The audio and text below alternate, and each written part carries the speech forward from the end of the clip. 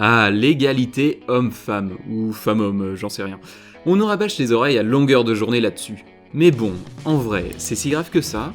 Est-ce que les femmes sont vraiment sous-représentées dans la société? Je vous propose un petit quiz de 10 questions pour qu'on le découvre ensemble. N'oubliez pas de compter vos points. On commence par la première question. Quel est le pourcentage de livres pour enfants qui contiennent un personnage masculin en couverture? Est-ce 25%, 59%, 78% ou 93%?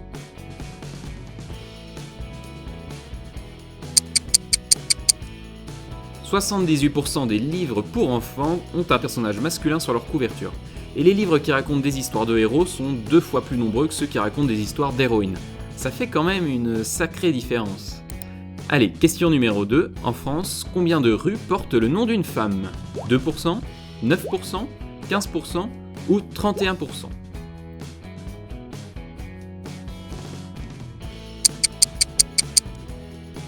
Seuls 2% des rues françaises portent le nom d'une femme. Parmi les femmes les plus représentées, on retrouve Jeanne d'Arc sur la première marche du podium, puis l'aviatrice Hélène Boucher et ensuite la romancière George Sand. À côté, les noms d'hommes s'affichent sur 31% des rues, ils sont donc 15 fois plus présents. Question numéro 3. Combien de femmes dirigent une entreprise du CAC 40? 5, 0, 10 ou 1?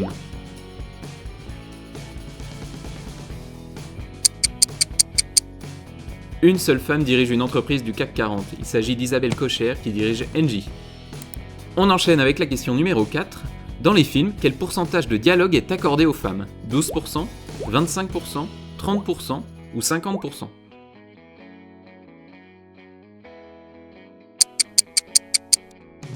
Les femmes doivent se contenter de 30% des répliques de cinéma. Même dans des films avec des personnages principaux féminins comme Pocahontas ou La Petite Sirène, les hommes accaparent quand même plus de 70% des dialogues.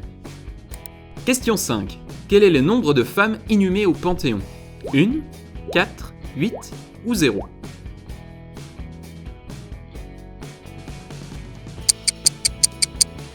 Elles sont 4 femmes pour 73 hommes. La première femme inhumée a été Sophie Berthelot, l'épouse du chimiste et homme politique Marcellin Berthelot. Elle a été inhumée, je cite, en hommage à sa vertu conjugale. On y retrouve également la physicienne Marie Curie et les résistantes Germaine Tillon et Geneviève de Gaulle-Anthonioz, la nièce du général. On passe à la question 6. Actuellement, quel est le pourcentage de femmes mères en France? 8%, 16%, 24% ou 53%?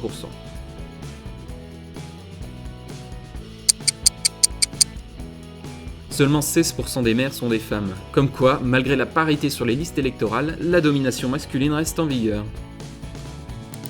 Question numéro 7. En 70 ans, combien de femmes ont reçu la Palme d'Or à Cannes? 0, 1, 3 ou 7?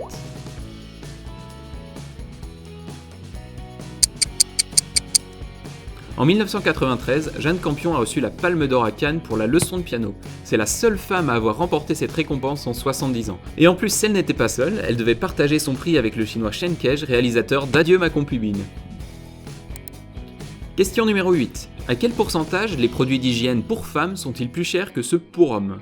2% plus cher, 5%, 7% ou 12% plus cher?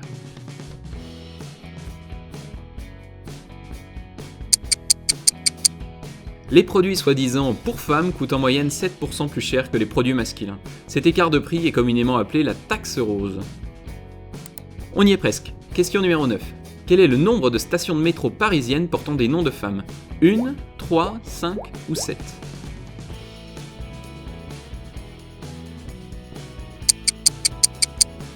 Seulement 3 stations de métro portent le nom de femmes. La station Louise Michel sur la ligne 3 est d'ailleurs la seule à rendre hommage à une femme uniquement. Les 2 autres noms de stations sont les stations Curie, pour Pierre et Marie Curie, et Barbès-Rochechouart, en hommage à Marguerite de Rochechouart et au républicain Armand Barbès. Dernière question. Au baccalauréat de 2003 à 2017, combien de textes écrits par des femmes ont été présentés aux bacheliers de la série L? 0, 1, 2 ou 3?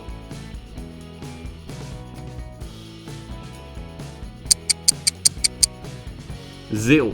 Aucun texte écrit par une femme n'a été présenté lors de l'épreuve de français des candidats de la section littérature. Ils ont planché sur 33 textes, tous écrits par des hommes. Ce quiz est maintenant terminé, je pense que les chiffres parlent d'eux-mêmes et maintenant je vous laisse en tirer vos propres conclusions. J'espère que cette vidéo vous aura plu, n'hésitez pas à partager votre score dans les commentaires. Vous trouvez toutes les sources dans la description en bas de la vidéo et plein de liens pour en savoir plus. D'ailleurs, si vous souhaitez en connaître un peu plus sur le genre et les stéréotypes, n'hésitez pas à vous abonner à cette chaîne, beaucoup d'autres vidéos suivront. Je vous dis donc à très bientôt et merci d'avoir regardé cette vidéo.